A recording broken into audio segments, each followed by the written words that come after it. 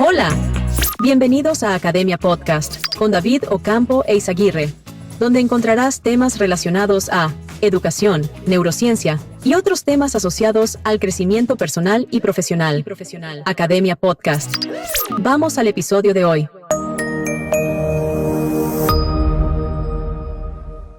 Bienvenidos una vez más a Academia Podcast. En el episodio de hoy abordaremos un tema apasionante y lleno de controversias: neuromitos en la educación, mitos y realidades en el aprendizaje. En el desarrollo del programa exploraremos algunas de las ideas más comunes que han surgido en torno a las neurociencias aplicadas a la educación y discutiremos qué hay de cierto y qué no en ellas. Así que, sin más preámbulos, empecemos.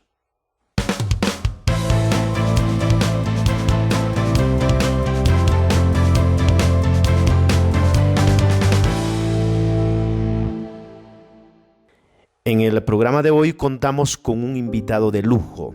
Nos acompaña el doctor Antonio Rodríguez desde España, neurocientífico y académico de la Universidad de Granada.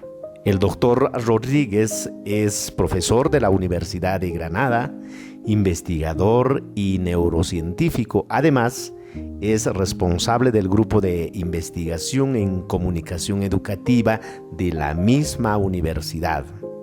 En los últimos años se ha dedicado a investigar el tema de los neuromitos, desmitificando conceptos erróneos y aportando claridad sobre cómo aplicar las neurociencias de manera efectiva en el aprendizaje.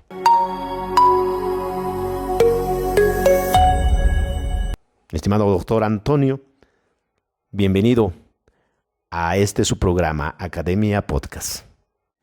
Buenos días, doctor David Ocampo. Un placer estar aquí de nuevo con usted en la Academia Podcast y con esta entrevista tan interesante y tan de radiante actualidad. Muchas gracias por su invitación, como siempre. Saludos a todos los oyentes y espero que resulte de interés la entrevista del día de hoy. Nuevamente, a nombre de toda nuestra audiencia, nuestros agradecimientos por brindarnos este espacio académico y de inspiración. Ya para ingresar al tema del presente programa, en el ámbito educativo ha surgido numerosas creencias sobre el cerebro y el aprendizaje, que, aunque populares, carecen algunos de ellos de respaldo científico. Estas ideas, conocidas como neuromitos, pueden influir de manera negativa en las prácticas educativas si no se identifican y se corrigen a tiempo. En ese sentido, doctor Antonio, ¿qué son los neuromitos y por qué es importante identificar en el ámbito de la educación? Bueno, para proponer una definición lo más inteligible posible del concepto de neuromitos hay que recurrir a dos disciplinas. Recurriría a dos disciplinas anteriores. En primer lugar está la disciplina de las neurociencias, que se encarga de estudiar todo el proceso de evolución y ejecución del cerebro en su faceta de procesadora de todas las acciones que hacemos y también en su faceta de órgano privilegiado para el aprendizaje. Y bueno, pues esta disciplina, pues aunque ha existido siempre, pero los mayores avances y el reconocimiento como tal, o al menos de lo que le llaman la neurociencia moderna, pues podría ubicarse hacia finales del siglo XIX, cuando el premio Nobel Santiago Ramón y Cajal, pues hizo toda una serie de experimentos y avances en el campo del desarrollo de las neuronas, su conformación, su ejecución, etcétera, ¿no? A partir de ahí, la última década del siglo pasado, pues fue caracterizada y reconocida como el neuroboom o la década del cerebro, y entre ellas surgió otra, o se reconoció, se identificó otra disciplina que es la neuroeducación, de manos del profesor Gerard Price hacia 1988, ¿no? Esta disciplina nueva lo que hacía es aplicar todos los conocimientos y los avances del campo de la neurociencia y por tanto del desarrollo y ejecución cerebral al campo de la educación. Pero con estos avances, permítanme decir la palabra vulgar, se colaron algunos sesgos, algunos mitos sobre el funcionamiento del cerebro, algunas imprecisiones o algunos hallazgos que no habían sido probados empíricamente. Y a todos estos sesgos, falacias e imprecisiones y malas interpretaciones es lo que se ha conocido como neuromitos. El concepto de neuromitos surgió también de manos del neurocirujano Alan Crockett hacia 1986 y en el campo de la educación el profesor Joan Breuer, pues en 1997 pues los identificó en el terreno educativo.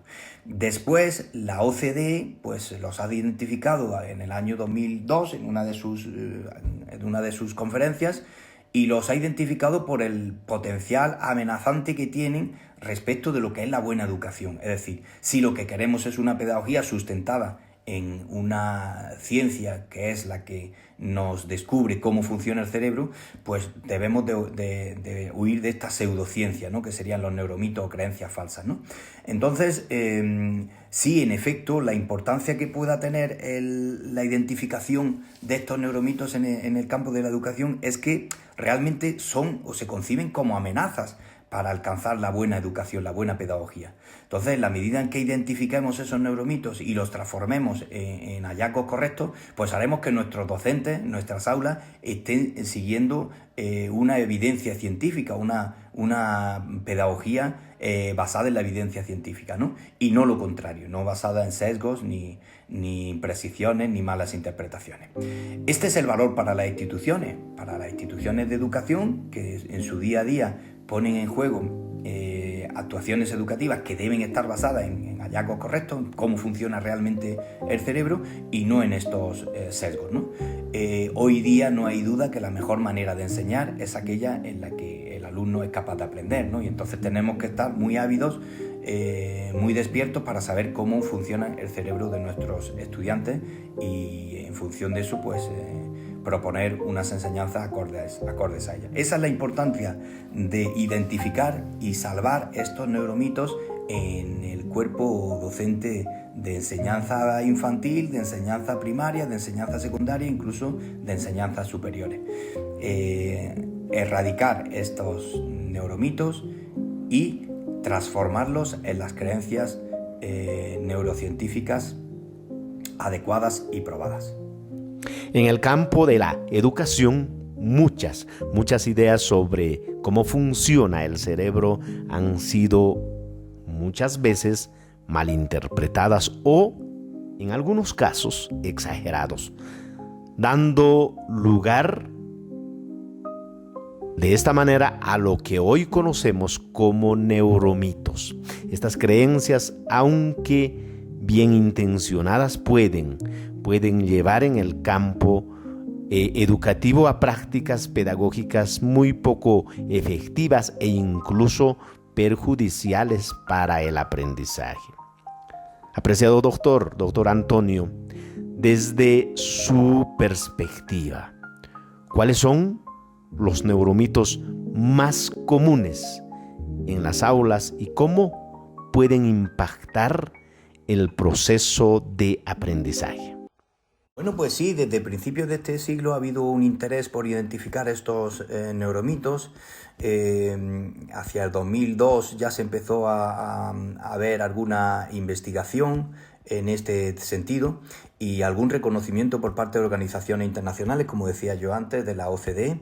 Pero no es hasta 2012 en el que no hay un esfuerzo exclusivo por detectar los neuromitos. Es decir, hasta entonces se trataba de valorar la alfabetización neuroeducativa, el conocimiento neuroeducativo que tenían los docentes, y es a partir del 2012 cuando aparece ya una escala específica para medir neuromitos. Desde entonces se ha expandido en todos los continentes, en distintos países, y bueno, pues en los últimos tiempos pues sí que estamos viendo una explosión de estudios en esta línea de descubrir, identificar estos neuromitos. Desde la Universidad de Granada, el grupo de investigación en comunicación educativa que me cabe el honor de dirigir, pues hemos desarrollado una investigación, llevamos trabajando más de un lustro en este campo de la identificación de neuromitos y hemos desarrollado una escala que contiene en torno a 70 neuromitos, que afectan directamente a nuestra concepción de lo que es el cerebro en su faceta de aprendiente, ¿no? Bueno, efectivamente hay algunos neuromitos más comunes o más tradicionales que venían desde el principio de su identificación, como son los siguientes. Pues se pensaba que solo usamos el 10% de nuestro cerebro, pero lo cierto es que cuando estamos haciendo alguna actividad, nuestro cerebro pues se activa a distintas zonas, con distintas intensidades, y no es cierto que solo usemos el 10% de nuestro cerebro. Por otro lado, pues otro de los tradicionales sería que se usa por un lado el hemisferio izquierdo y por otro el hemisferio derecho, y que uno está más orientado hacia las emociones, otro hacia la orientación, cálculo, etcétera, y que uno incluso está más desarrollado en las mujeres, otro en los hombres. Y no, pues la verdad que no hay evidencia sobre esto, sino que pues el cerebro efectivamente está conformado por dos hemisferios, pero que actúan y se activan de manera mancomunada, ¿no? De manera coordinada, y en una misma actividad pues actúan a zonas diferentes hemisferios. Y si no lo hicieran, pues eso sería un problema, ¿no? Entonces, ¿no? Porque habría algún tipo de trastorno, ¿no? Por otro lado, pues existe el tradicional neuromito de los periodos críticos de aprendizaje, ¿no? Que, bueno, pues que las personas estamos predestinadas a aprender ciertas cosas de 0 a 3 años, y si no lo adquirimos 0 a 3 años o como mucho de 0 a 6 años, y si no lo adquirimos en esa etapa, pues ya difícilmente lo vamos a aprender. Bueno, pues es un neuromito que se ha develado como erróneo, ¿no? Como falso, ¿no? Podemos aprender a lo largo de toda la vida, aunque es verdad que existan ventanas de oportunidad, ventanas de aprendizaje a edades determinadas, ¿no? Pero si no se completa ese aprendizaje en esa ventana de oportunidad, pues se completará después con el mismo grado de éxito y con quizás algo más de esfuerzo, ¿no? Bueno, pues esos son, también pues se suele decir que el cerebro desconecta con músculo, desconecta por la noche, y no es cierto. El cerebro pues la noche sigue trabajando, lo cual no quiere decir que pueda aprender con algunas audiciones que se puedan tener y tal, ¿no? Sino que está reorganizando todo lo que se ha aprendido sobre el día, y es muy importante, el sueño es de hecho una etapa muy importante para el cerebro, para cumplir con todos los aprendizajes y requerimientos del día anterior.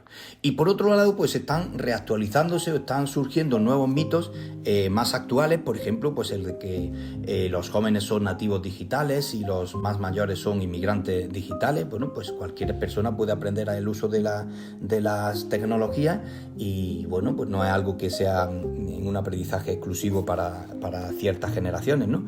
También está el mito de los estilos de aprendizaje. Es decir, todas las personas tenemos un estilo preferente para aprender, visual, auditivo, kinestésico, pero eso no quiere decir que para la enseñanza haya que utilizar ese estilo, sino que la integración multisensorial siempre va a ser mucho mejor que el acceso a la información por un solo estilo, por un solo sentido, ¿no? Está también, por ejemplo, alguno como el aprendizaje bilingüe, que las personas no somos capaces o no podemos aprender dos idiomas a la vez, y bueno, pues está totalmente demostrado que se pueden aprender y que no se apoya uno en el otro. O algunos relacionados con la alimentación, incluso con la sobrealimentación, pues las ventajas de la sobrealimentación que no están demostradas, o incluso que algunos trastornos como el TDAH o el TEA pueda superarse con alguna dieta milagro, ¿no? Bueno, pues no se ha demostrado que eso sea cierto, ni parece que vaya en esa línea, ¿no? Sino que son trastornos neurológicos que, por supuesto, la alimentación es fundamental y puede mejorar el desempeño de esas personas, como el de cualquier persona, ¿no? Bueno, pues existe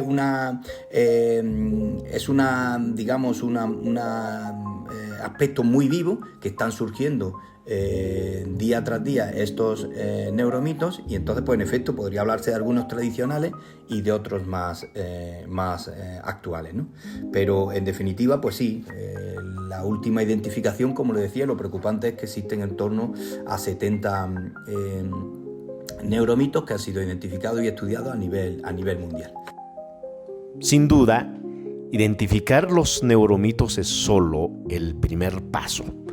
La clave está en saber cómo prevenirlos y, sobre todo, en aplicar los conocimientos de la neurociencia de manera adecuada en el aula para mejorar el aprendizaje.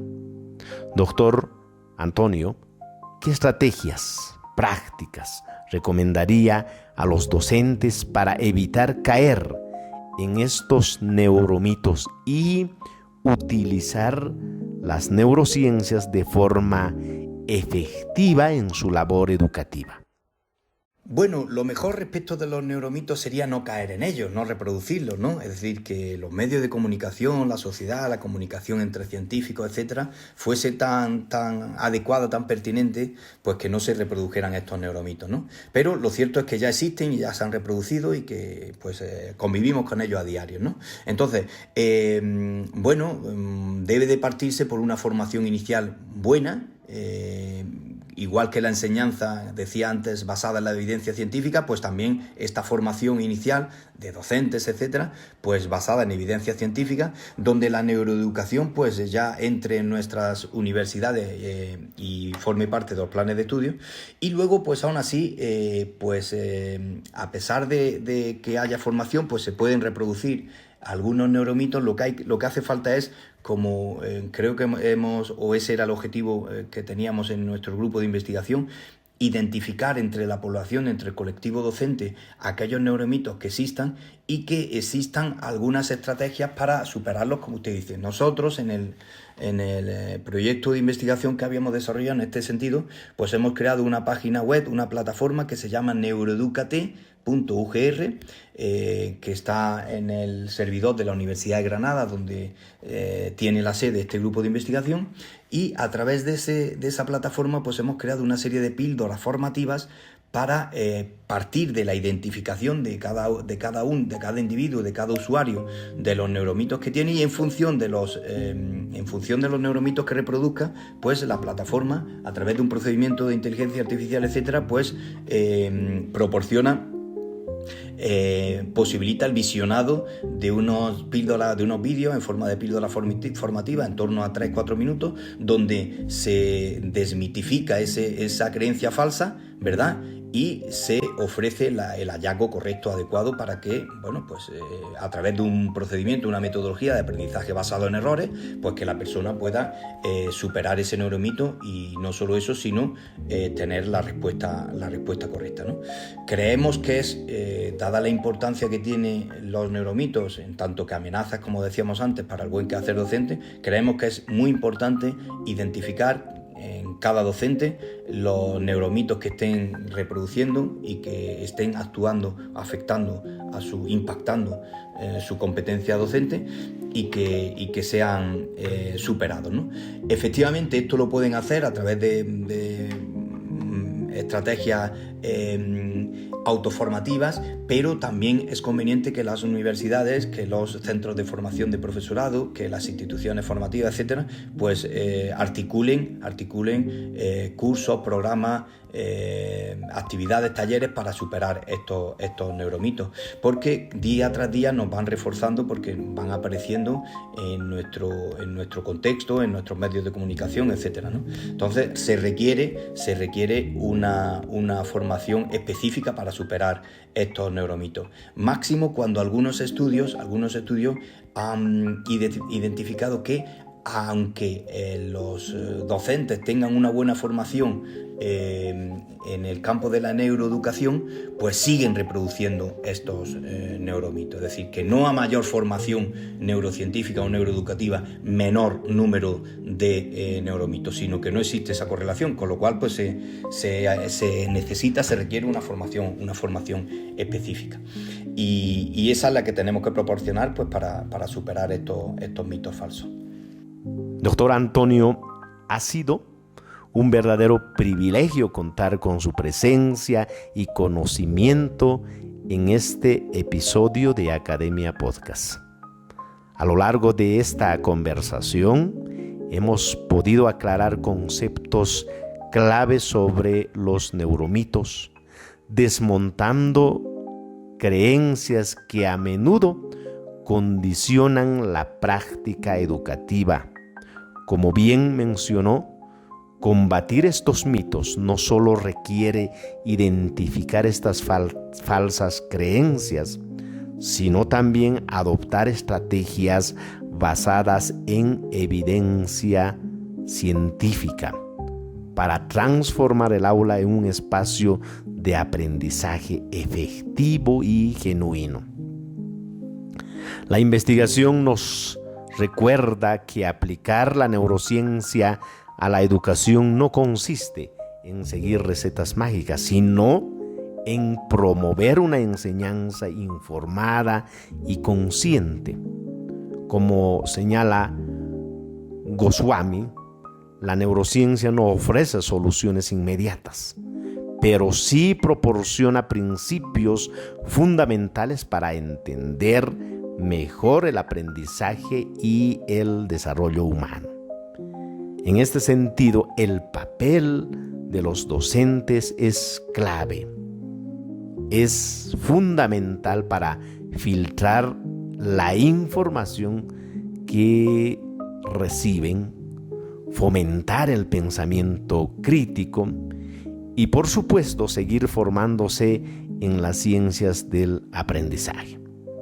Después de todo, como indica Thomas Ansari, solo una educación guiada por la ciencia puede garantizar que las decisiones pedagógicas estén alineadas con las verdaderas necesidades del cerebro en desarrollo.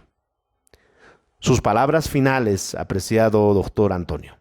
Pues un placer de nuevo estar aquí compartiendo con usted estos temas, doctor David, y pues bueno, pues solo resta decir que bueno, que lo que aquí hemos hablado de manera muy rápido y muy sintética, pues no es solo trabajo de quien está hablando, sino que pues tengo que agradecer en ese sentido pues al Grupo de Investigación en Comunicación Educativa de la Universidad de Granada en España, donde hemos venido trabajando, como decía antes, sobre esta temática, y al que se han unido pues también otros profesionales, otros investigadores del ámbito nacional, pues profesores y profesoras de la Universidad de Salamanca, de Burgos, de las Islas Baleares, de Barcelona, etcétera, de Málaga, Melilla, etcétera, pero también incluso pues otras universidades extranjeras como pueden ser pues Cuba, de Costa Rica, de Panamá, de Perú, etcétera, etcétera, ¿no? Así que mis agradecimientos a todos ellos por seguirme en esta línea de trabajo y por aportar a esta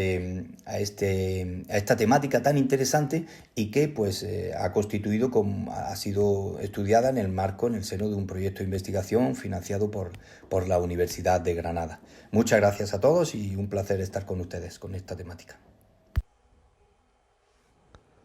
Doctor Antonio, muchísimas gracias por acompañarnos hoy en Academia Podcast. Ha sido un verdadero placer contar con su valiosa experiencia y reflexiones. Sin duda sus aportes nos dejan una visión más clara y fundamentada sobre cómo la neurociencia puede transformar la educación, siempre que sepamos evitar los mitos y abrazar el conocimiento basado en la evidencia. Esperamos tenerlo de nuevo en futuros programas para seguir profundizando estos temas tan relevantes. Y a nuestra audiencia, gracias por acompañarnos una vez más. Nos encontramos en el próximo episodio de Academia Podcast. Hasta pronto.